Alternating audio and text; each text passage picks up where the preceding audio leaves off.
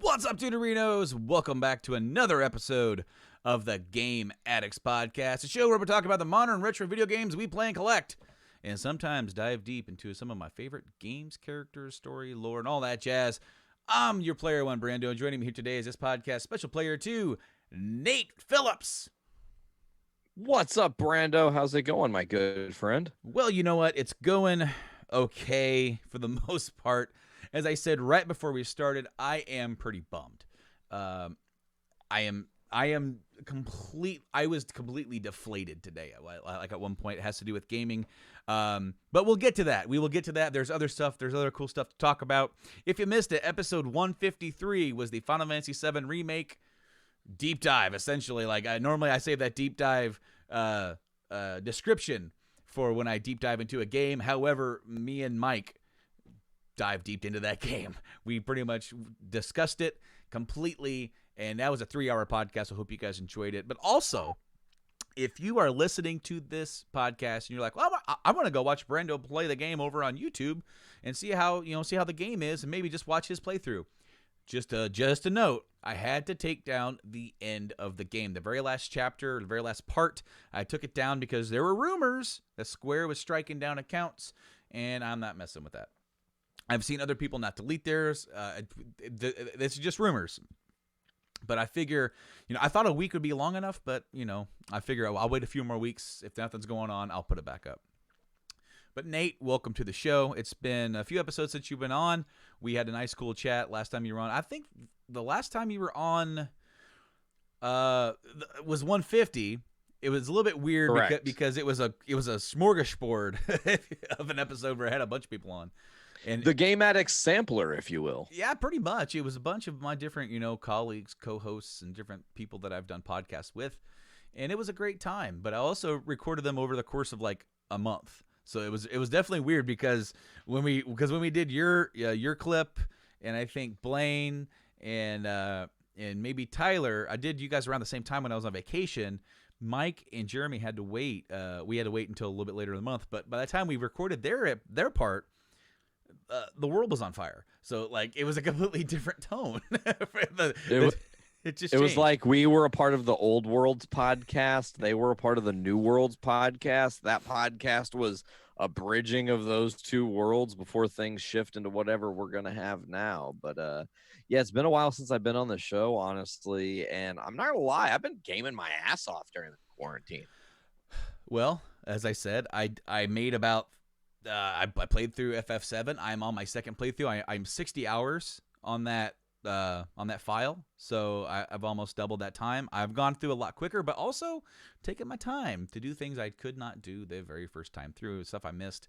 And also, I'm working towards a platinum trophy. I don't know if I'm going to achieve it, but there's a reason why I've stopped and just did nothing but pull-ups for about a half hour, because you have to do the pull-up challenge, and you'll want to throw your controller through the damn screen.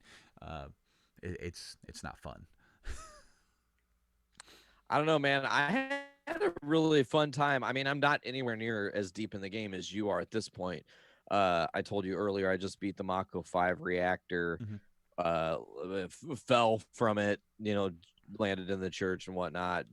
Reno was difficult than I remember being, but it was fun, no less. All in all, one thing I want to say about this game is that it is just stunning to watch.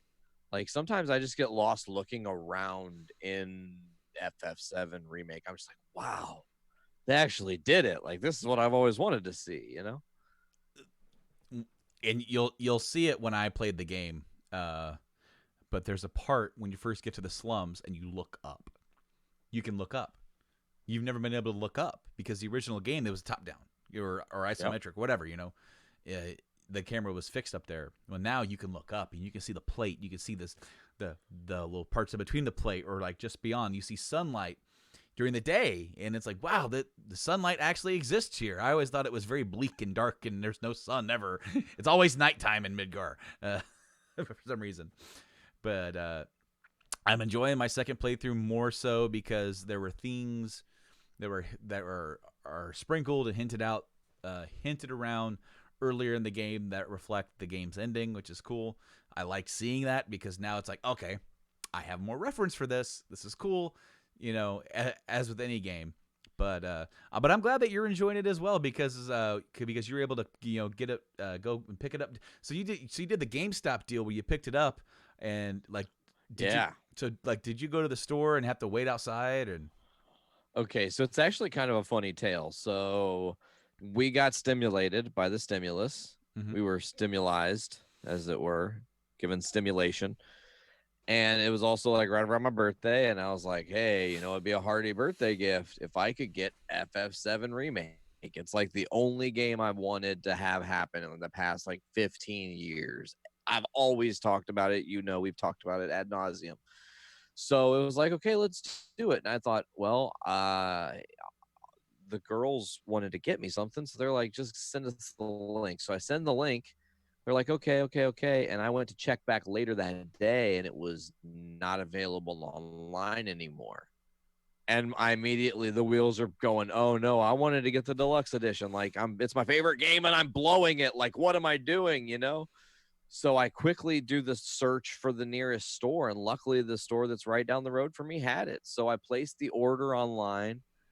It says, don't go until we email you, because then you'll just be sitting and waiting. You don't know how long that could be. So just wait till we send an email. We'll let you know. So about 2 hours go by, and I don't get the email, and it's inching closer to 8 o'clock, and 8 o'clock is their close point at this point. So I call the store and I'm like, hey, I placed an order online and I can't imagine you have 400 million orders today. Like, did something go wrong? Did you guys even receive my order? And she's like, you're Nate? And I was like, yeah. She's like, we got it. I tried calling you, but it didn't go through. And I was like, hold on. Let me guess. You dialed 219 instead of 217 because I'm a 217, but everybody else is up here as a 219. So everyone always thinks my phone number is 219. I'm not giving it away on the podcast. If you guys want it, you know where to find me.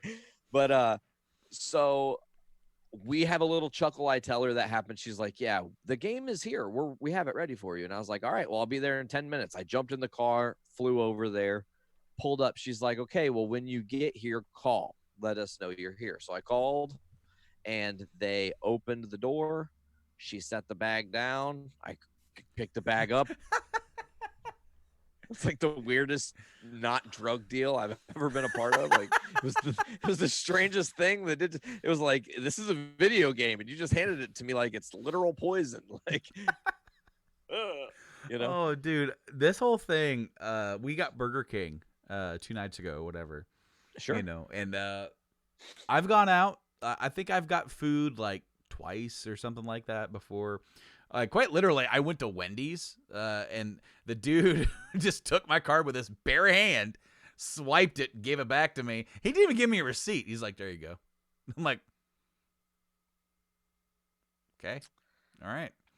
And then I stroll up, get my food. She had gloves on. All right, cool. Get my stuff.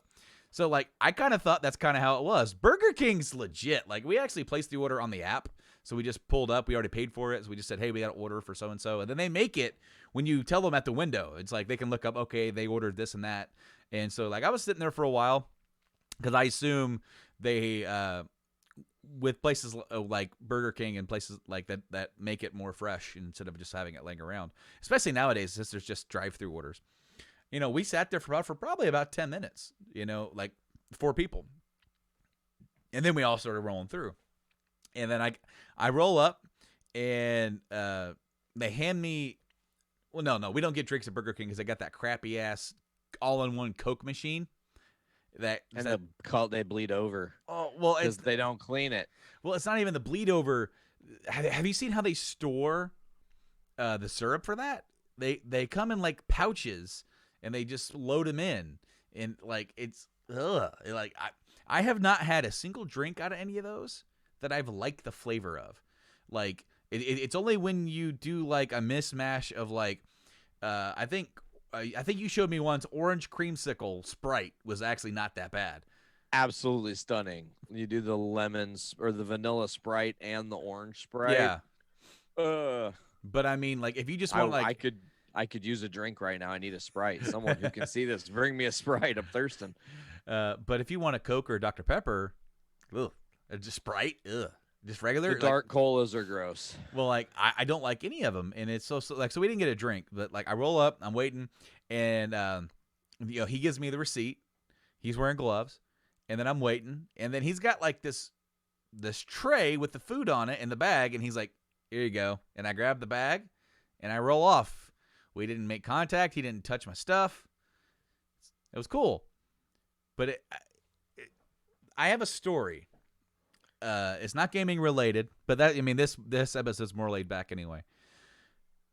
So this is like years ago. We were living at the trailer in Woods Edge, just on the north side of Lafayette area, and we had been living there for probably about 4 months. Wes had just moved in shortly after. He moved in a few months after we moved in there. That was like right before your wedding too. Yeah.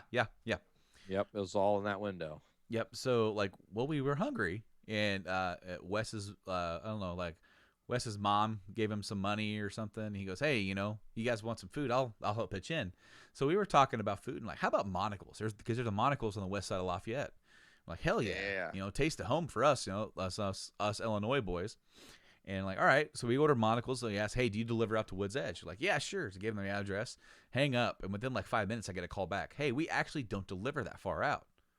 I'm like, "Oh crap!" And like, but since we told you we did, we can meet you halfway at like the school. Okay.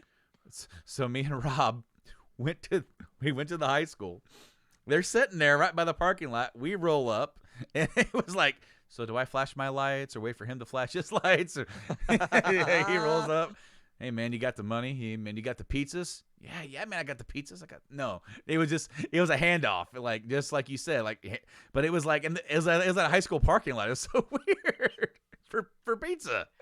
That is strange. The whole thing with deliveries, I feel like if you answer the phone and say yes, and you're in, even if it's just a little bit outside of what you would consider your bubble, be a good sport, just deliver the shit. Like for me, the thing that kills me, Papa John's will deliver to the house 3 houses down from me, but will not deliver to my house because I'm actually on a street that is not the last street they deliver on. Fuck you, Jimmy John's. Fuck you. Wait, hold on. Is it Papa John's or Jimmy John's? Jimmy John's. Did I say Papa John's the first time? Papa John's. Fucking Jimmy John's. Like one of these Papa Johns. One of those goddamn Johns. I'm not messing around, John. You'll deliver me my sandwich. That is what I'll say. Yeah, man. But these are crazy times we're living in. It's crazy because starting at the beginning of May, some states are going to start opening up. Auto workers are supposed to be going back to work. Not anybody that's under United Auto unions. They say it's too soon. Toyota, Volkswagen, Chrysler, who is under UAW, they're going back, and UAW is like, you shouldn't do it. So that's probably going to be a problem. I'm going back to work on the 11th. So since the way I see it, since Toyota is going back, I guarantee you I'm going back. I don't work for Toyota, but the fact is that there's a lot of cohesiveness there with parts. Totally. And like basically, since Toyota is a major market shareholder, my company is going to be like, if they're going back to work, we're going back to work. And so I'm going to have to build cars wearing gloves and masks now. It's going to be horrible. My glasses fog up like all get out when I wear a mask.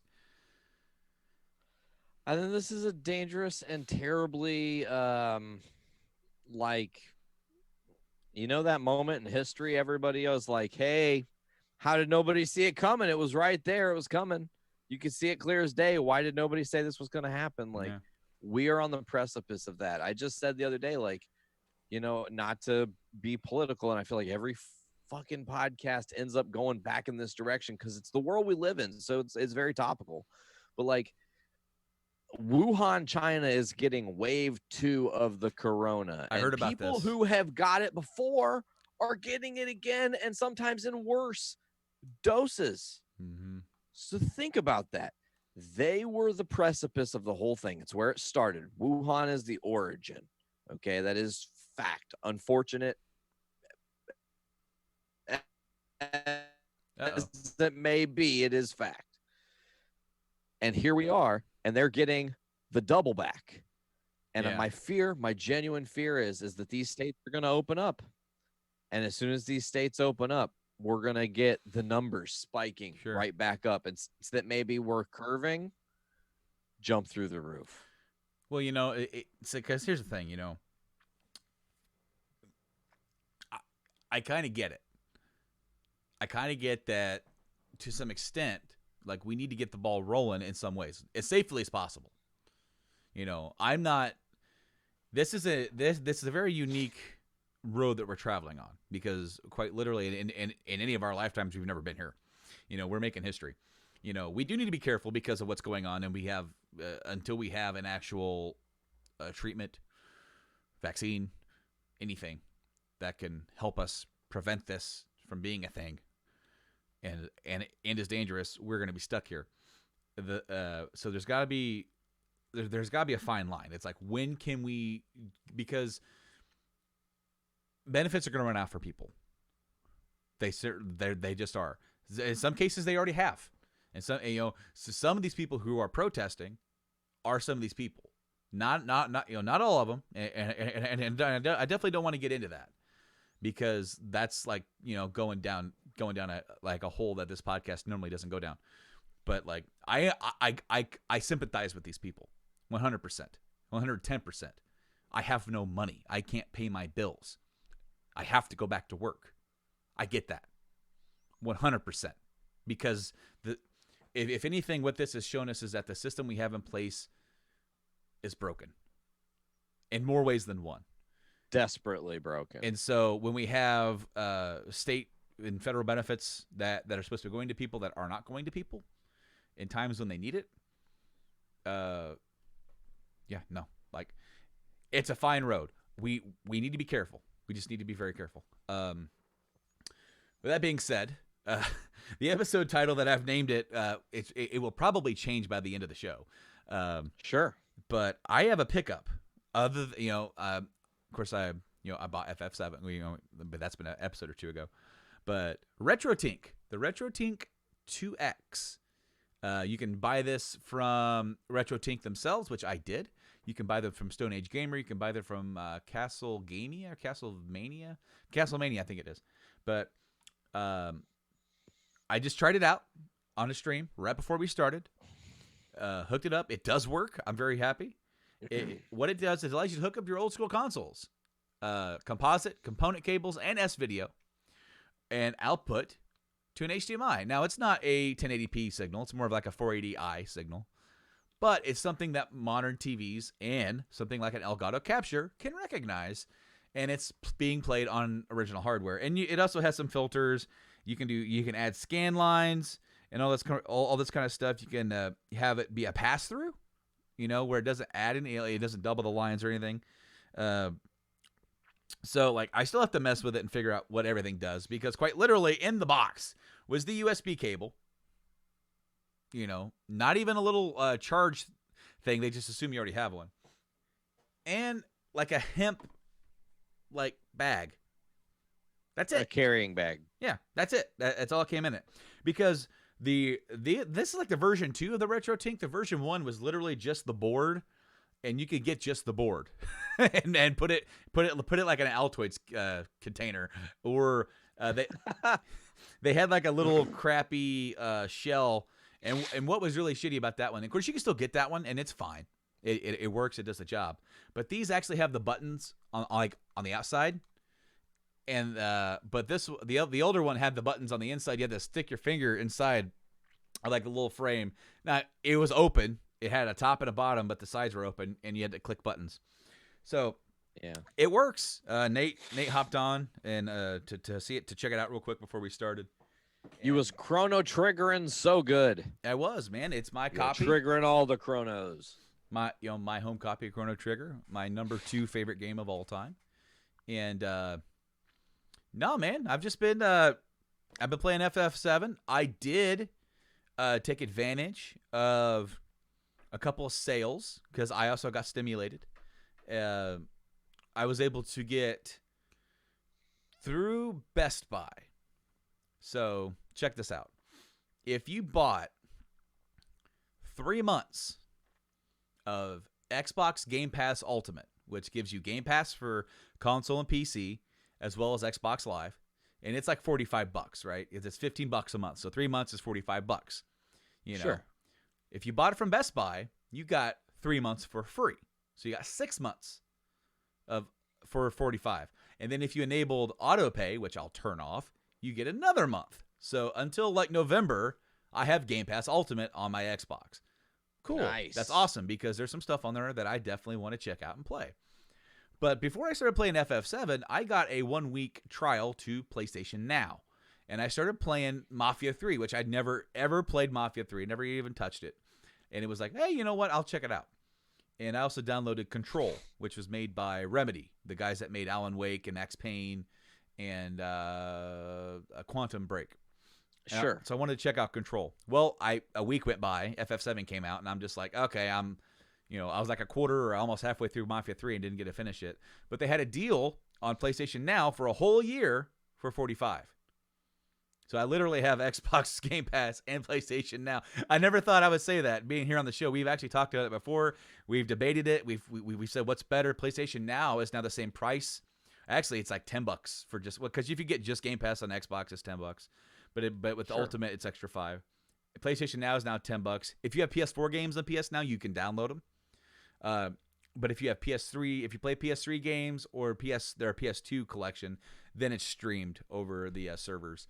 Which when I tried PS Now for the first time over a year ago, it was okay. Like it worked. I played. I distinctly remember playing Red Dead Redemption, Farming Simulator, and something else.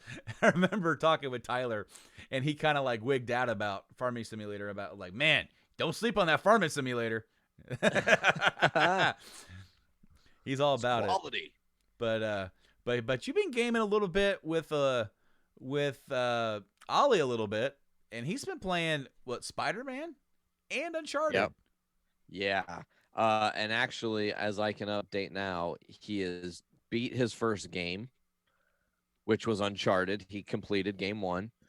And I think I maybe helped him with like 1 or 2 puzzles and maybe 1 battle that was like pretty intense. But for the most part, he did it all himself. He figured out the puzzles and how to climb everything and jump and all the mechanics and stuff. It was very, very cool to watch him experience it and then immediately go, let's start 2 right now. We have to. Like, I'm starting 2 right now. And he's already 20% done with game 2. 2 was my favorite until 4 came out. Like, yeah, 2 is an amazing story for sure. I mean, I love all the games, but like 2 was like, I remember when I played the trilogy right after 3 came out, like a month after. Like I was like around Black Friday, I think I got Uncharted 1 and 2 as a double pack for like $20. It was on sale on like Black Friday at Walmart. I'm like, okay, cool. You know, it was actually one of those Black Friday deals where it was still on sale like the week after. You know, sometimes they like just run their game sales for another week or whatever. Especially on games that aren't like brand new. Like the double pack was only $20. I'm like, hey, you know, if I don't like them, I'm out $20. You know, and I could try and trade them because I got 2 games. And it was over my Christmas shutdown. Put the first game in, played through it. All right, it's cool, you know.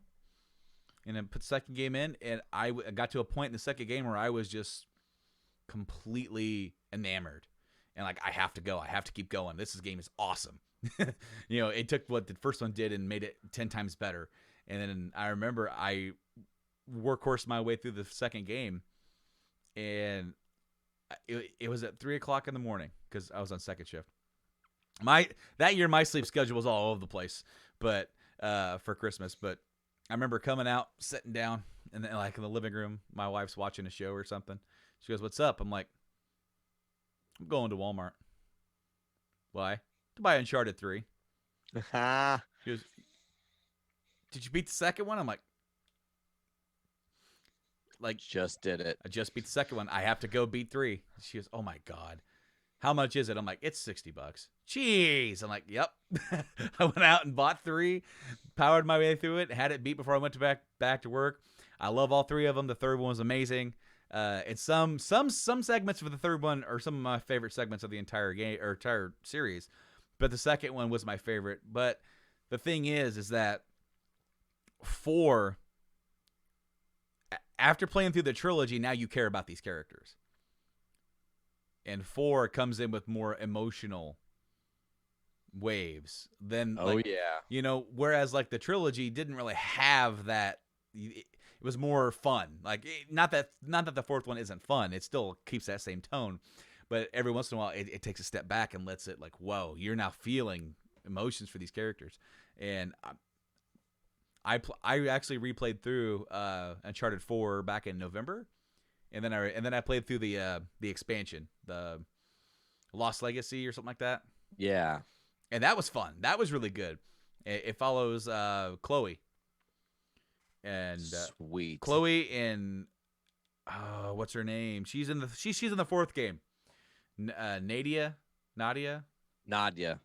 Yeah, those two are together, and it's like a little like about. It's not super long. It's probably like half an Uncharted game.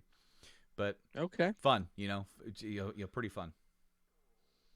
Yeah, but Ollie really loved Uncharted, the first one. My favorite thing about watching him play it was when the experimental humans show up and like you get these crazy alien creatures, because it was not a horror game until that point. And then all of a sudden it's a horror game, and Ollie is like, I don't want to play this. I'm scared. I'm not playing this.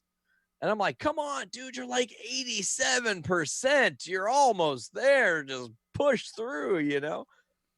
Nope. And he literally, I'm not kidding, for 15 minutes, he was hiding in cover behind a door where there was nothing on the other side of the door. And I told him, I was like, there's nothing that's going to come out. He's like, nope, those monsters are going to come and they're going to attack me. I know it. And I was like, dude, I promise. So I walk him out. And I like walked him far enough, and I thought, oh, there's not going to be any more bad guys. We're just far enough past. I handed him the controller. He took like one more step, and 3 of them fucking swarmed. Oh, it was so funny. He was like, I told you. Taking them all out, And then, of course, the other cool thing about little kids when they game is he's like this, okay? And he's actually, hey.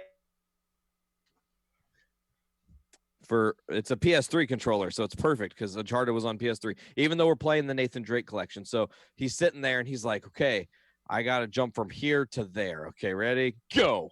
And he'll do the motion to make him jump harder, I guess. I'm not really sure what the point of that is, but I love it. I think it's a lot of fun. And then Spider-Man, we got to get back to, he got really frustrated in the boss battle with Rhino and Scorpion, which is understandable. It's a very difficult boss battle. You have to really know the mechanics of the game and able to whip your stuff down and whatnot. So that one's on the shelf for a minute, but he's on the Uncharted train, dude. And as soon as you are, speaking of trains, perfect segue, the train sequence at the beginning of Uncharted 2 blew Ollie's mind. He was absolutely just for like 2 minutes while he's just climbing up. He's like, am I actually climbing up a train right now? Am I going to do this? So yeah, this is a lot of fun for me. And then I've also been playing that on my own in the comic room on the PS3, old school style, and I can talk to your audience really quickly about a technical issue I had that I had to figure out how to fix. By all means, what happened?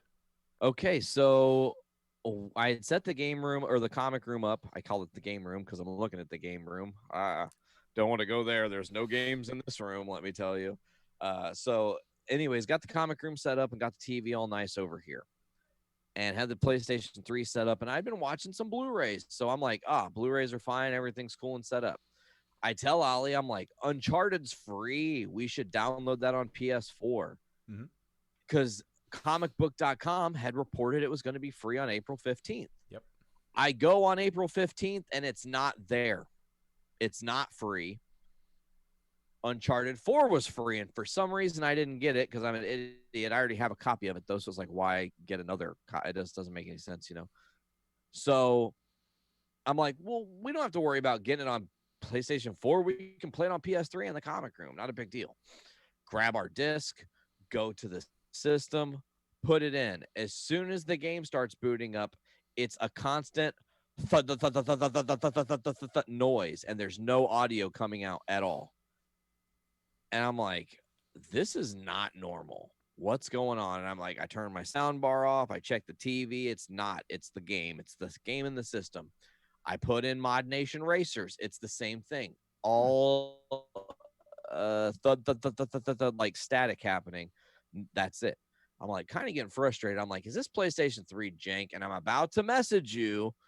And I was like, let me see if I can figure this out. So I started looking in the settings and whatnot. And there is some setting for the device audio, and you actually have to tell the PlayStation 3 to use the HDMI device audio for your sound to come out properly with whatever the hell happened that caused it to not work. And I had no idea. So that was a little bit troublesome, but I did in fact figure it out. So that's all I was doing recently in this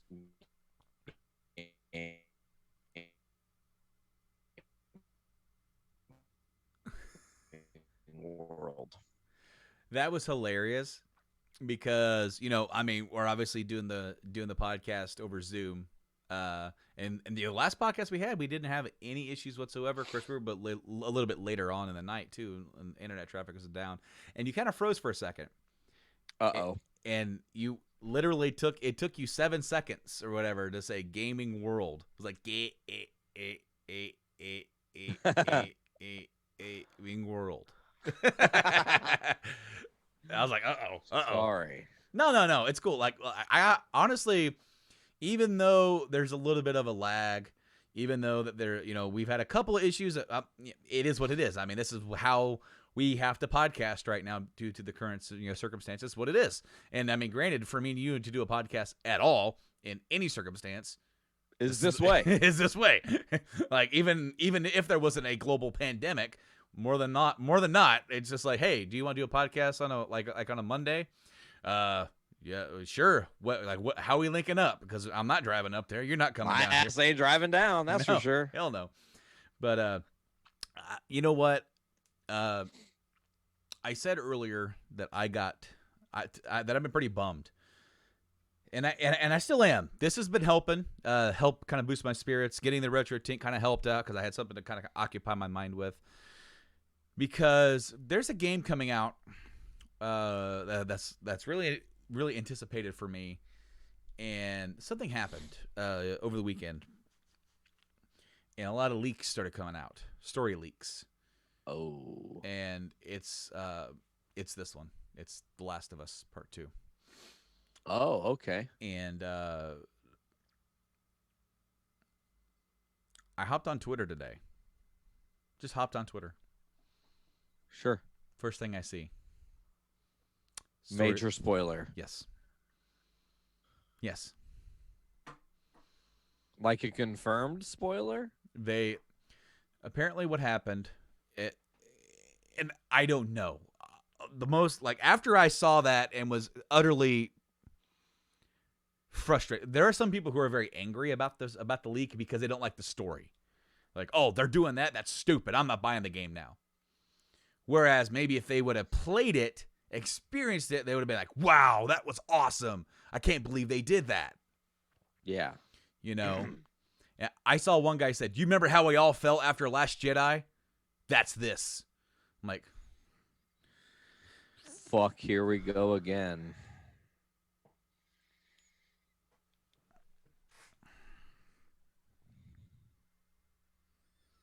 Brando has the floor, ladies and gentlemen. I can't wait for this rant. Well, I'm not even sure if I call it a rant.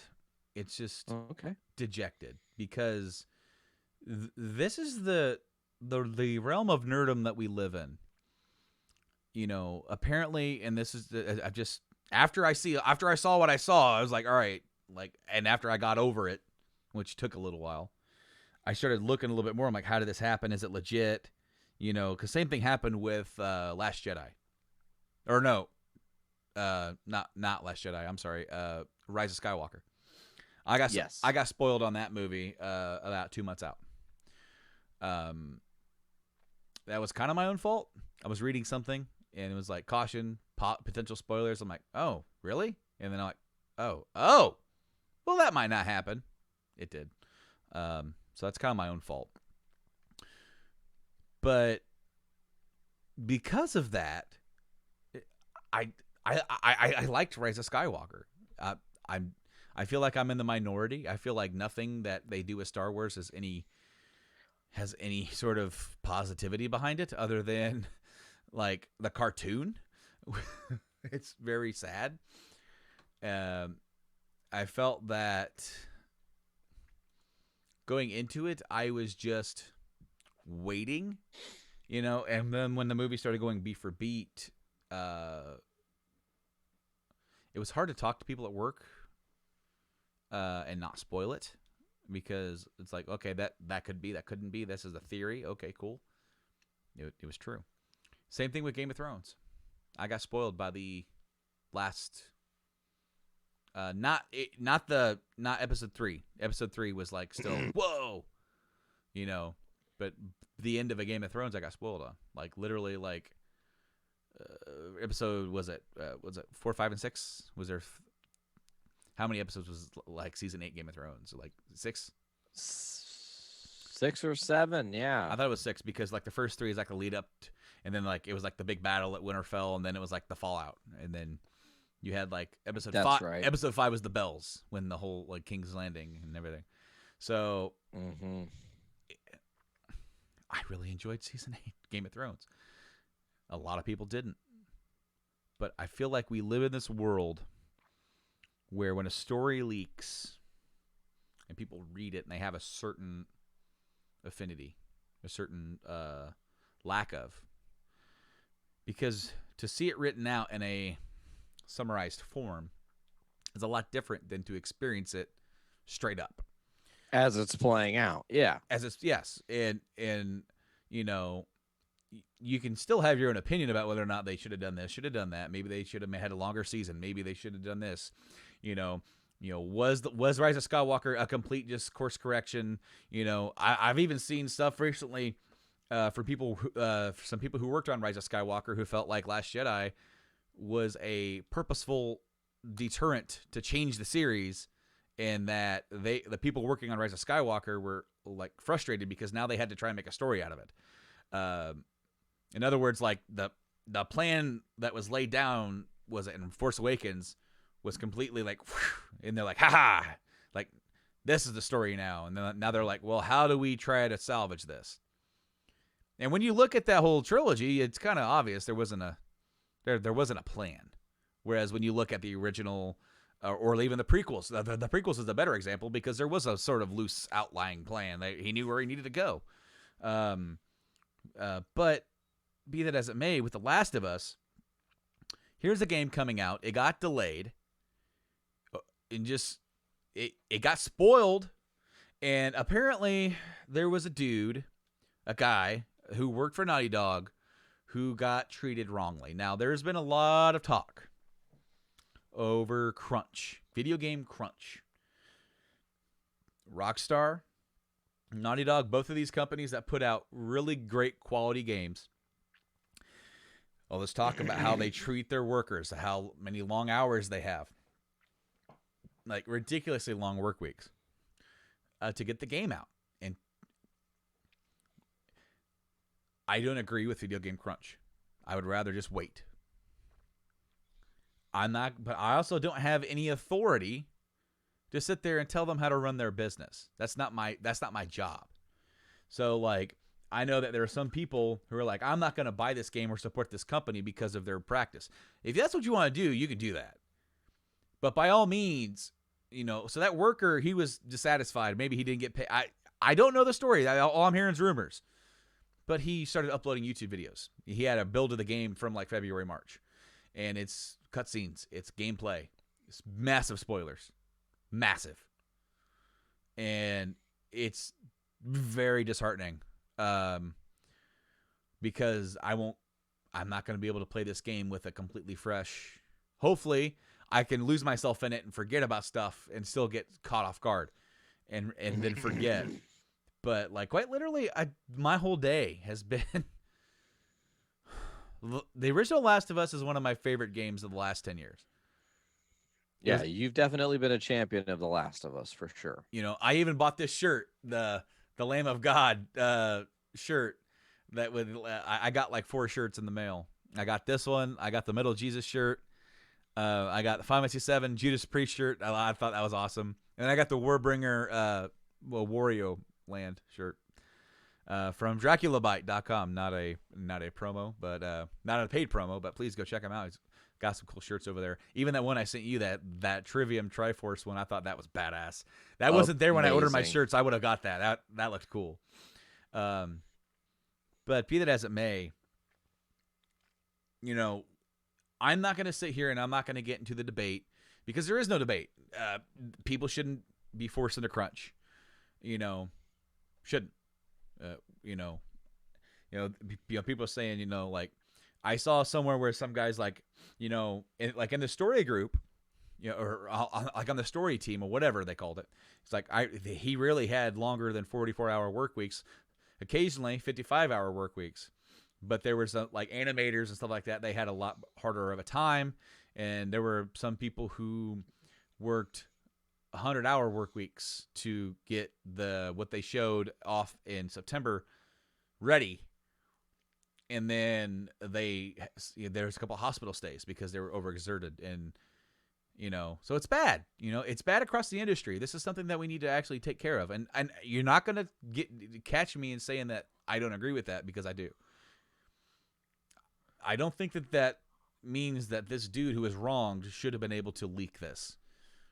Because I cannot, at my work, take pictures of a new model of car and post it online for other competitors or for post it early or whatever.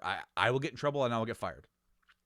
I can't do that. That's an agreement that you sign. Even if I feel like that I should be paid more and should have more time at home or whatever, or like maybe they're not paying me.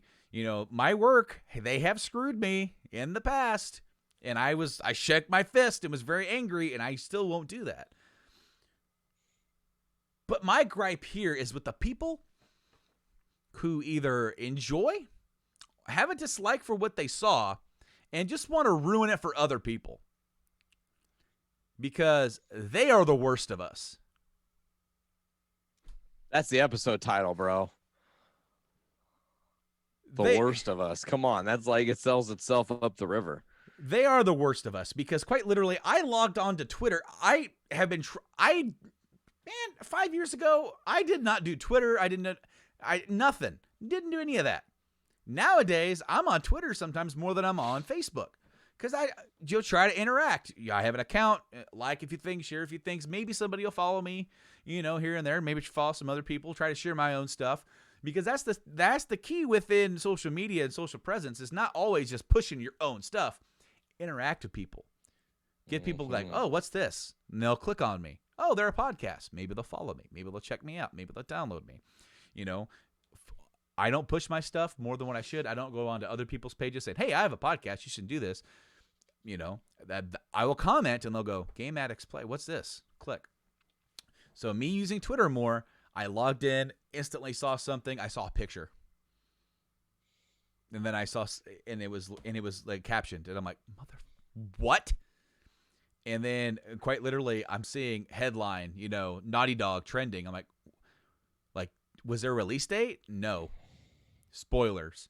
And today,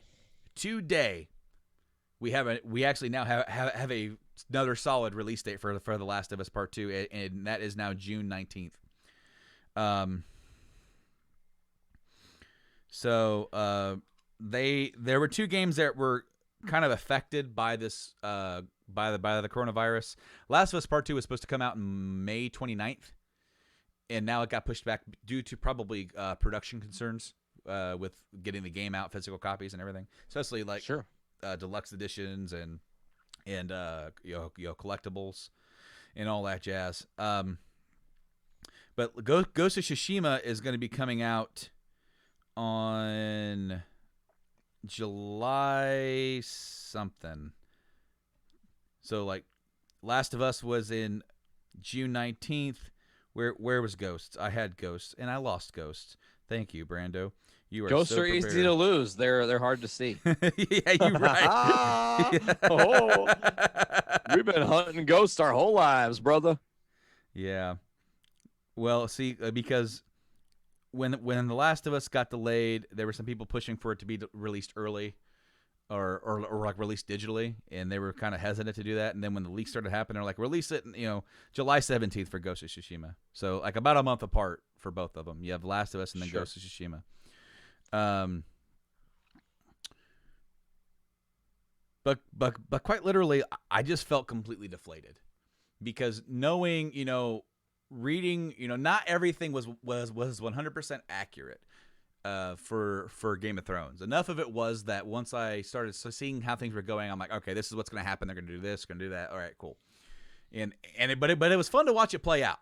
It really was for me. For sure. Rise of Skywalker was a little bit less fun. There were some things that I was like, yeah. And then there were some other things I'm like, okay, this is where we're going over here. In fact, I bought the movie and we haven't even watched it through yet. Like we started it and we got so far and we started watching something else because it was like dinner time or whatever. And then we switched over. Not that I don't want to watch it. I do. But it's just like I'm now starting to see more than ever sitting at home how they restructured scenes around Carrie Fisher. And it's like somebody will act around, like they're acting around things that she's already said, yeah. And it's like, and then she'll say it, and her tone is just it's a bit off. And so like I kind of like I understand rock in a hard place. I'm not going to sit there and tell them that they shouldn't have done it. I'm just saying it's noticeable. But Naughty Dog did respond to the leaks. Official statement.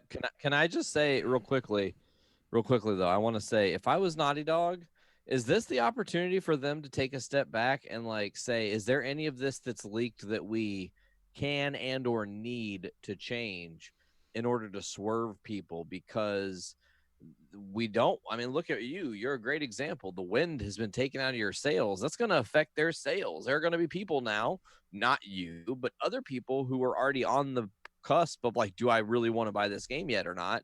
Who are now possibly going to be like, I don't need to buy this fucking game. Like, what's the point?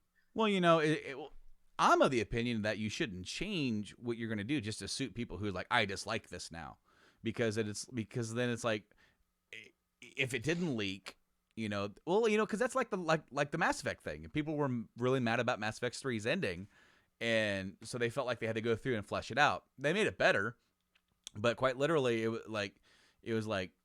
The moment that they gave in, it gave the consumers more power, and they could protest and make changenow.orgs, and then all of a sudden it's like, oh, well, now we don't like this game over here, and we should protest this and say that they need to change this. And it's like a lot of publishers don't give into that.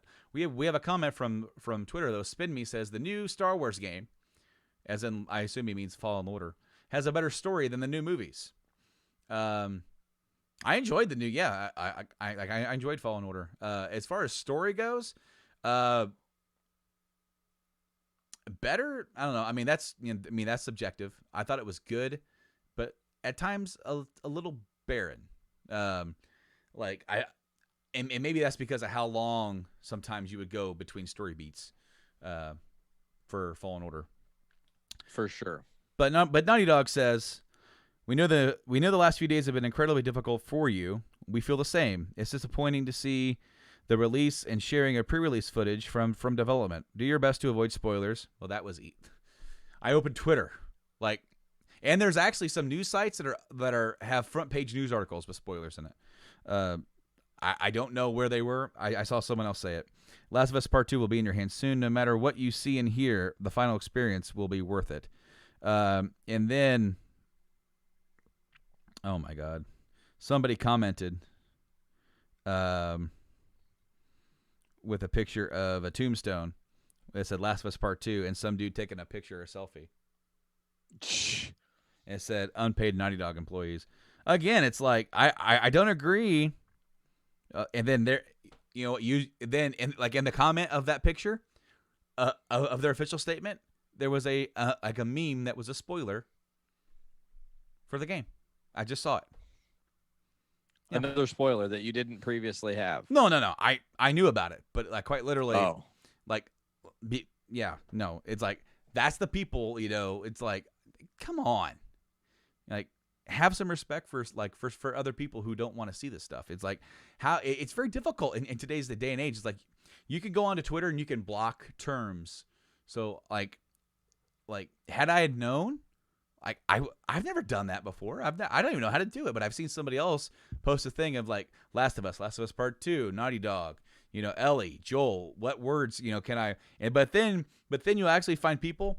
I'm sorry, I smacked my mic as per usual here on the show. Happens. Hey, I gotta say, ever since I got the new rig, I'm actually very, very surprised at how little I've actually hit it. But if you peruse the top tags on Twitter, there'll be stuff that is tagged hashtag, president, and there'll be porn. It's like spam. It's like spam tagging. Spin Me has commented, I find it as an act of terrorism. Why? You know what? I mean, you may not be far off with that, because it's like here's the thing. I know not everybody's going to care. Not everyone's going to care about the game. Not everyone's going to care about, but like, what if it was something that you liked and something that you were really looking forward to, like a new Marvel movie, like a new TV show, this new game over here, this new comic book, and someone's like, hey, if Endgame would have been spoiled for me, the end. Yeah.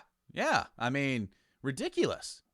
Like those, like, it just, why ruin it for other people? They are, as I said, they are the worst of us. Well, they're the people who are, hate to be blunt like this, but they're boner killers, man. Their whole thing is they get off on people not feeling good from something. They like the discomfort and chaos of like, your game will be shitty now. Yeah. And I get to spoil it for you. And it's like, there are better things to do with your time, man. Like, just play some cool fucking video games and get lost in whatever story, is on your plate. Like, The Last of Us is on your t-shirt right now. It's a hearty reminder of a game I never finished that I have to go back and finish. So now's the time to do it.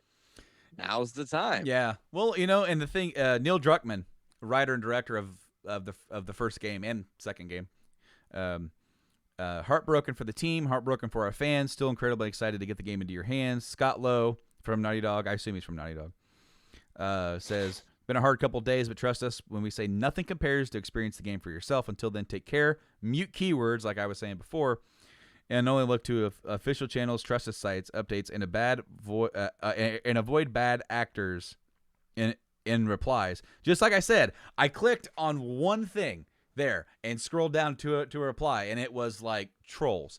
And I feel like not only with this, but this has been the same thing with FF7 recently. That came out, and people have a certain feeling about the ending of that game. It's okay to dislike it. It's okay to not be a fan of something, but it's not okay, in my opinion, to go out and ruin this experience for other people. It's like, if you like Nickelback, dog, listen to Nickelback. It's your thing, man. I ain't judging. You know what? What's funny? I can actually listen to some Nickelback stuff. Me too. Like, that's what I'm saying, dog. I'm wearing I'm wearing like a Lamb of God type t-shirt, and I enjoy Lamb of God. Like, I like all different kinds of music. I jammed out to Post Malone's Nirvana tribute. It was good. Holy crap. I was surprised. I was surprised. But like, the thing is, is that, not you don't have to ruin it for other people. You don't have to, like, you can voice your opinion and, go on your own Twitter. You can even voice a reply. I didn't like it. I don't like this. There were plenty of people that I saw posting about these leaks. I don't like this, so I'm not buying it. That's fine. That's fine.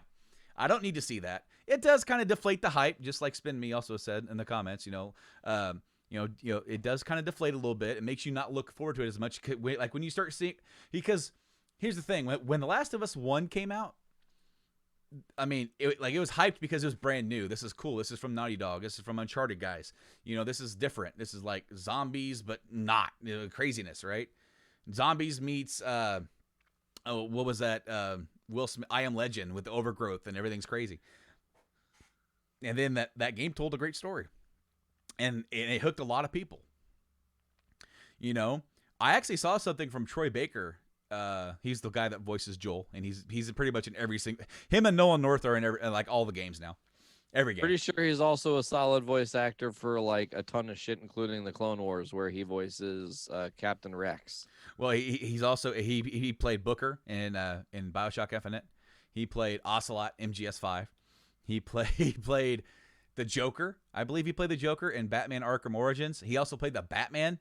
He played Batman in the Telltale Batman series. So he's actually played both. He played Two-Face once. The dude's everywhere. He is literally everywhere in voices. But like he said, like, look, he goes, I'm super excited for the game, and I just want you guys to go into it with an open mind. It's going to challenge what you think.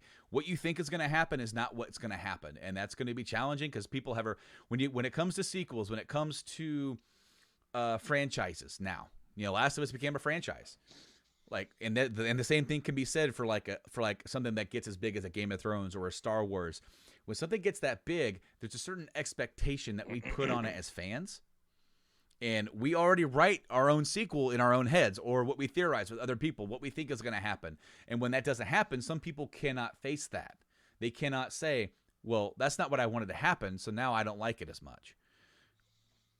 And then they go on to disenfranchise and try to make it out as if like, let me sell you on why my idea for this movie was better. And it's like, listen, motherfucker, if your idea was better, you would be in Hollywood making these movies, not the guys who are doing it. Yeah. It's pretty easy. Yeah, dude. It's like everybody's a writer. Everybody's a critic. And as I said, it's okay to have your own opinions. Not everybody's going to be a fan of everything. I don't like everything. I don't like every single game out there. I've never been into Call of Duties. But I don't come. They're hard to get into for sure. But you know what? I went out and I tried playing Call of Duty a few years ago because I never really did.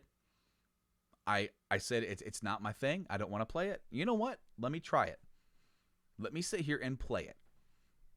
And it didn't really do much for me. I had some fun playing it. It was kind of like mindless fun, and I understand gamers who like mindless fun. Trust me. Like, I enjoy some of that myself. Mario is kind of like mindless fun. It's more arcadey. It's more just go in there. You're playing online with people. You're doing your thing. That's why I'm not really into online games. And it's just I don't want to sit there and play that kind of game. But I mean, I'm not going to come on this podcast and shit all over Call of Duty because I know there's people out there who really enjoy it, and that's their cup of tea.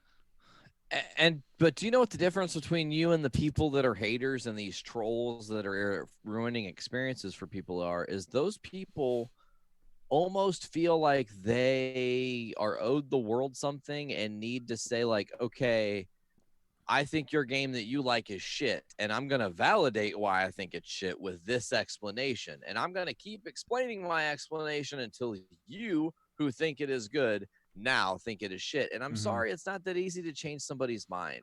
And you got to let people like what they like. And to go back to the music and whatnot, I think I learned a very valuable lesson when I was younger, when I was very tuned out to other musics, and I would only listen to a certain style and be focused in on the metal and all that stuff, which is fine. It's my roots. It's what I love.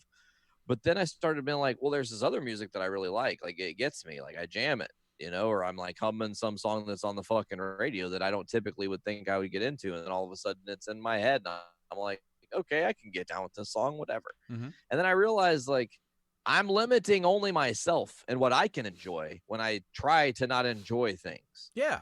and that's only hurting my own experience, and I should try to enjoy as many things as possible. Does that make sense to everybody else like it makes sense to me? Like, I feel like that's a pretty easy one, you know?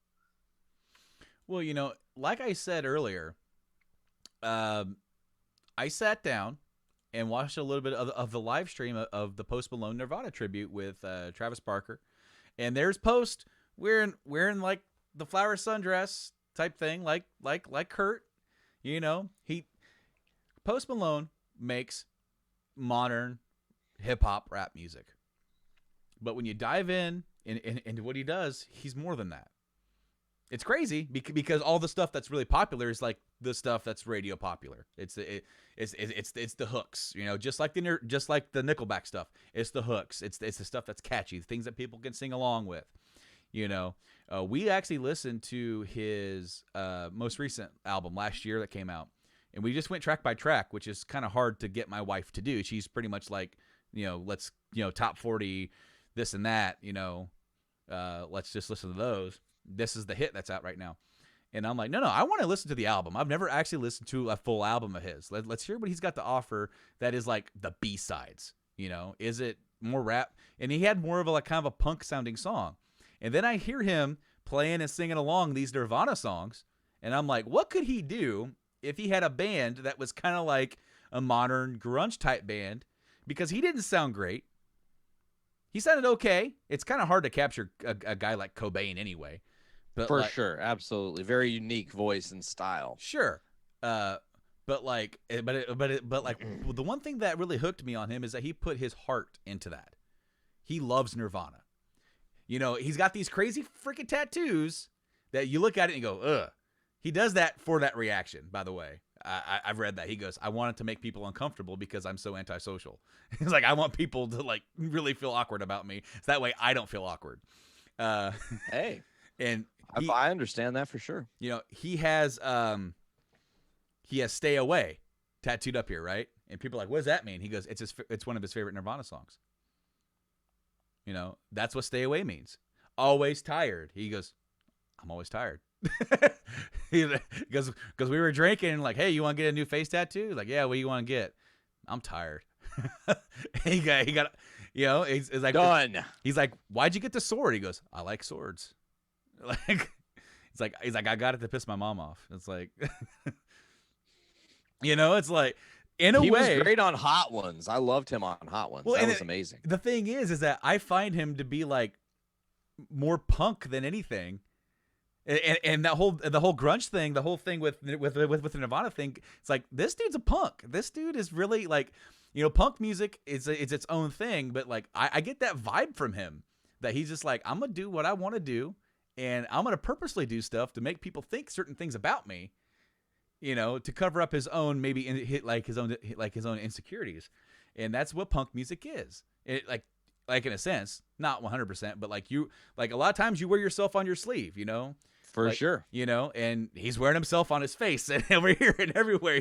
He's got his music icons, Bob Dylan, Kurt Cobain, Dimebag Darrell on his knuckles. It's like he loves all these guys, and he's not just a one brand guy, but he gets branded as that because he makes his money doing hip hop. And he knew how to figure out how to get the cheddar. Well, he figured out how to make that cheddar, and that's all that matters. It doesn't listen.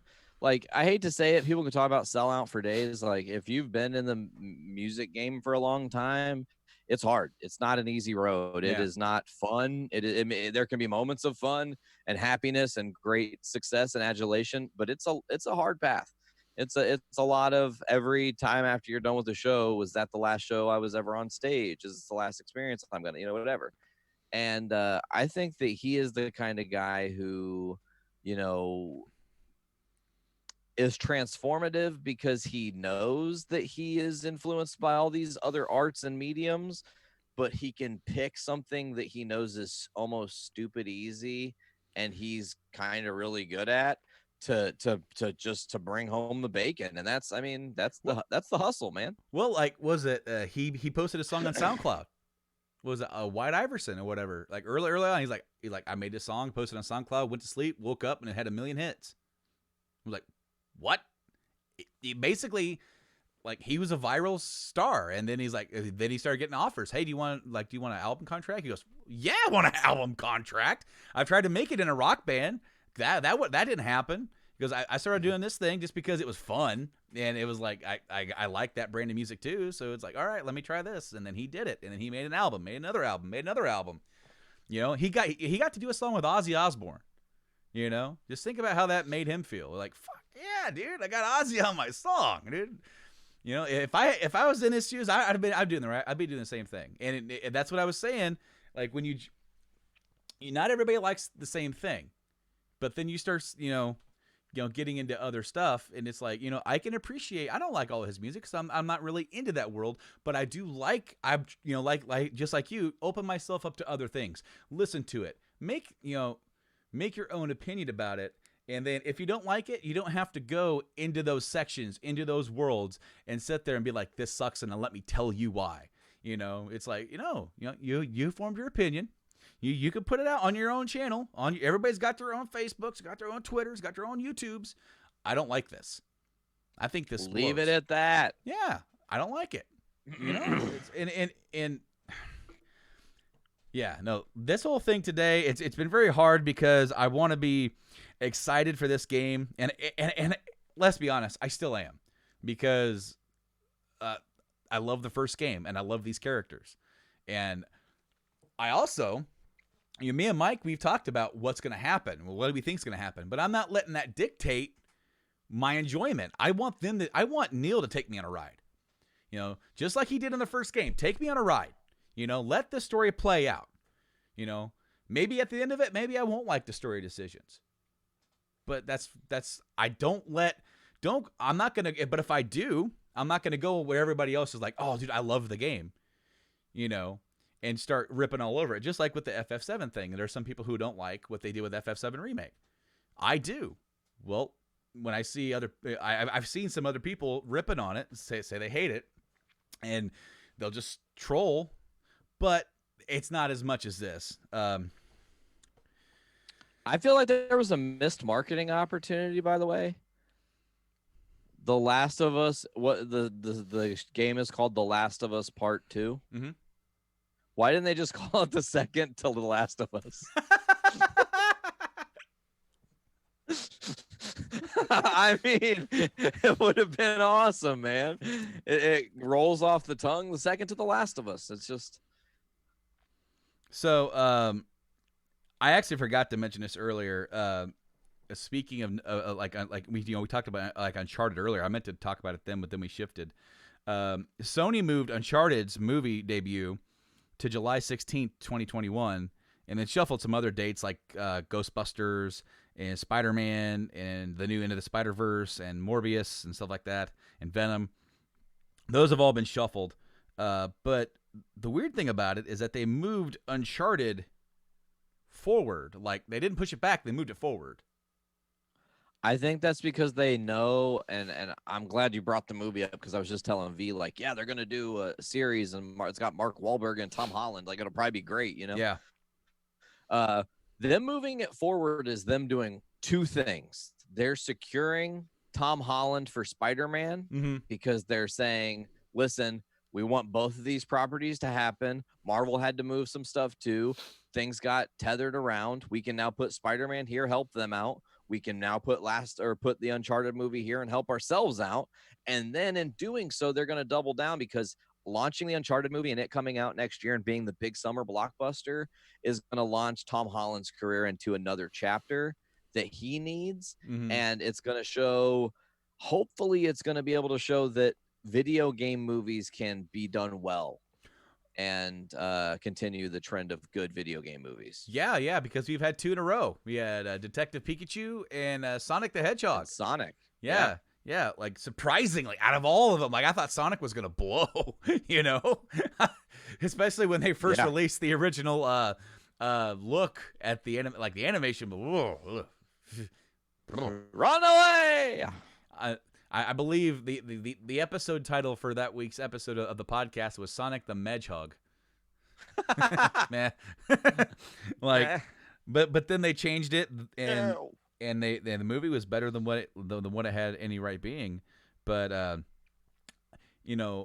there are some people who are very upset that and I mean some, and when I mean upset, I don't mean like in comparison to what we just spent like 20 minutes talking about with the Last of Us leak and everything. But there are some people who are upset about the fact that the Uncharted movie is that Tom Holland is playing Nate, and that it's a earlier take because that you mentioned that Wahlberg at one point he was in talks to play Nate like 10 years ago.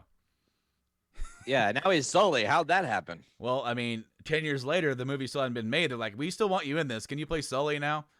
It's like, okay, sure. But what was it, like a year and a half ago, they came out with a fan film for Uncharted with Nathan Fillion playing Nathan Drake. Did you ever see this? I haven't seen that. No. It's free on YouTube. When we get off of here, because we're almost done with the episode, we're going to watch it because it's only like 10, 15 minutes long. And sure. Like, it was perfect. Whoever did this had a love for Uncharted. 100% love for Uncharted. And you can tell. And I mean, Nathan Fillion was essentially Nathan Drake. He was 100.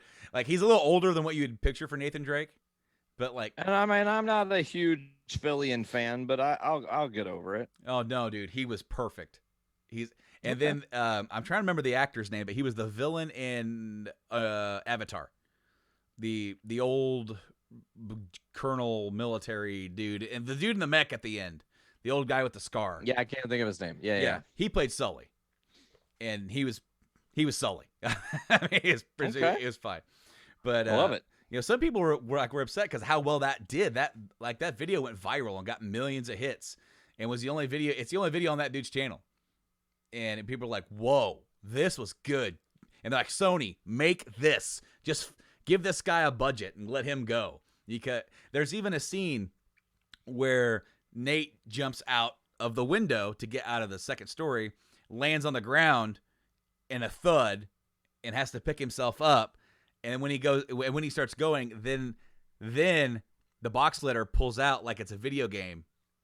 Oh, and that's the camera's awesome. right behind him. I'm like, that is so freaking cool, But I'm super excited for that. I know they're doing a Last of Us HBO series. They announced that, and they actually got the same guy that did the soundtrack, the unique soundtrack for Last of Us. He's going to be doing sound work for the show, as well as Neil Druckmann's going to be working on the show development as well. And the guy that did, I believe he did Chernobyl. He's going to be doing he's going to be the show leader for the Last of Us show, and I'm super excited for that. Chernobyl is a mighty show, a very hard experience to watch if you watched it. Ooh. Yes. No, it was great. It was absolutely great. But Nate, I think it's going to do it today here on the show. I will say I gotta interject and pose one question to you. I said I had one. Yeah. You're right. Go ahead. I gotta throw this at you. So recently we started watching a new TV series. That conversation of watching the TV series led us to go, this TV series, I'm not gonna say which one, would make an amazing video game, right? Mm-hmm. So then my question I wanted to pose to you is, are there any television series, not movie properties now, television series that you believe would make fantastic, if well done, video games? I have two on my plate, the one that sparked this idea and then a second, but I wanted to get your hot take before we got out of here. Sliders. Okay. The reason being, Sliders, if you don't remember, it was like a show from the 90s where they would travel to parallel Earths, and it's like alternate dimensions, but so it's the same Earth. You would travel to around the same, like they were around San Francisco, so it'd be the same city, same Earth, different happenstances, different things going on. Like they would go, and they would be stuck there for until the timer. Like their little device that they went through. At first they could set it, but then they messed up, and they would be stuck there for 2 minutes or 2 weeks or whatever, a few months. However long the timer was. And then if you missed the timer, then it would be years potentially before you could be. And before you could select, okay, let me go through the wormhole. And then when the timer went off, you would go back through that wormhole to go home. But then it got messed up and it was random. So they didn't know how many Earths that there were. They didn't know when they would, how they would get home. There was even one episode where they did actually, or they hinted that they actually got home, but their window was only like 2 minutes. So they only had a few minutes to figure out whether or not they were home. And I remember they're like, my front fence squeaks. If it squeaks, I know we're home. And it doesn't squeak, and they leave. And then like the dude's mom walks out with this repair guy. She goes, "Thank you for fixing that squeaky fence. That thing's been annoying for years." Oh no! But like, oh no! there were different ones where like like the United States losing the Revolutionary War, and so the entire country of the United States didn't exist. It was just still colonies for like England. And then there was one where Russia won the Cold War and they invaded and they took over. And there's like, so you have Russian overlords and everything. There was one where there was this new illness called the Q, and so you would sometimes run into the alternate versions of yourself. And that one, he was like a scientist, and his name's Quinn, so they named this thing the Q. People were getting sick. Well, in this world, they never invented penicillin. So basically, they helped them create penicillin. It's a great, like, for the first couple of seasons, that show is absolutely phenomenal, especially with the adventure part of it. It jumped the rails and went completely overboard with like aliens and different. These aliens want the same ability. They're from another realm. And anyway, I think if you would make a video game like that and you just have one city, not even make it super big, but you would be able to have, like, as you went through the story of the game, different versions of these cities where you would go through and like you would see this billboard, and then on the next one you go through the billboard and there's Elvis promoting his next tour because Elvis didn't die. He's got a residency in Vegas or something. Yeah. That's cool. Yeah, that would be really fun. When you said the thing about the timer and everything, my immediate thought was like, you in the game, it sends you to different spots and you'll end up in a level for only 2 minutes, and that timer is 2 minutes, but you also have to collect 6 things in that 2 minutes. Better be fast. Right. And you got to like run around and do shit. That sounds like a really great concept. Now, I don't know if you've seen the show that created this idea. So if not, we're going to talk about the other one. But the show that made us think about this and me think about this is Fringe. Have you ever seen Fringe? Yep. Dude, that would make an amazing video game, just with the choices and the hint of mystery and the stuff that's kind of going on behind the scenes, where I'm not super deep into the show, only like 10 episodes into the first season, but I love it so far. It's a pretty wild show. Yeah, it definitely has some like crazy, unexpected beats. So that led me back to like, what show do I already know I really like that would be fun to do a video game of, that they could maybe find a way to make the video game undo some stupid shit? So here's to you making the Dexter video game. Let's make that happen. That would be fun, where you would have 2 different modes of stalking, stealth, that whole thing. And then like Barry Allen and or Batman, you have the investigative version of him where you're looking at the tire tracks and everything, and you're trying to put the clues together, and that eventually it's almost like a Heavy Rain type game too, because it can lead you to the next bit. Man, I think there's some cool shit that could be done with that. Absolutely. For sure. Oh yeah, no, Dexter. And then I also want to go ahead. I was gonna say Dexter, as you said, like it's almost kind of like a redemption type thing because of how that show ended. Now, granted, we just went on this rant about how like not like a certain stuff. I can not like the Dexter end and not say that somebody says I really liked it. I'm like, well, cool. I didn't. I just didn't. I loved the series until about season 4 or season 5. And then I thought it started slipping, and then season 7 was great, but you had to get through 5 and 6 to get there, in my opinion. See, I thought season 6 was great. The Travis Marshall storyline with the 4 horsemen, like that's awesome. But to me, season 8's the misstep. I've never met a person that liked the final season of Dexter. If you exist, please message us and say I am real. I exist as a human person. Maybe you're on Earth too right now, but I think that'd just be a fun game. And then my last final question I'll pose to everybody is, why in a world that we live in where VR exists and you can have VR experiences left and right, why have we not got a VR Ant-Man game? That would be crazy. I mean, it would be absolutely amazing. You're standing in a room and like you can go around and pick up boxes, like, oh, this box. And then you shrink down and maybe you have to go big again, move the box like a normal person, go tiny, and then climb it for whatever little mini mission. It would be totally trippy. And I don't understand why the people haven't licensed that yet. Cause I think it would be a great, as I'm wearing. See, I wore it to remind myself. I Yeah, Ant-Man. couldn't figure out how to get around the goddamn microphone, Brando. I was like, At least you didn't smack it like I tend to do all my. See, this whole thing, like I can actually talk with my hands and keep myself out of the way because normally it's like right where I want to move my hand. So Totally. No, my issue is not putting the pop filter on and then punching myself in the mouth with the mic. If you've ever hit your teeth on this, it sucks. Well, see, real mine hard. mine doesn't come off right now. Like, ooh, untake-offable. well, it's like I don't want to try to take it off. I pulled lightly and it doesn't want to come off, so I'm not going to force it. You're like, never mind. That's for another day. Well, because I got the other one, the more round one, right? But I'm like, no, this one's fine. Like it's cool. Yeah, that one. It's a big old bitch. I'm a big boy. Yeah. Anyway, Nate, thank you so much for joining me this week here on the show. This was a great sitting down, catching up with you, talking with you a little bit. I really do hope that you enjoy making your way through Final Fantasy VII Remake. I really enjoyed my time with it and my continued time with it. And, just as a reminder out there, guys, let's not try and ruin things for other people.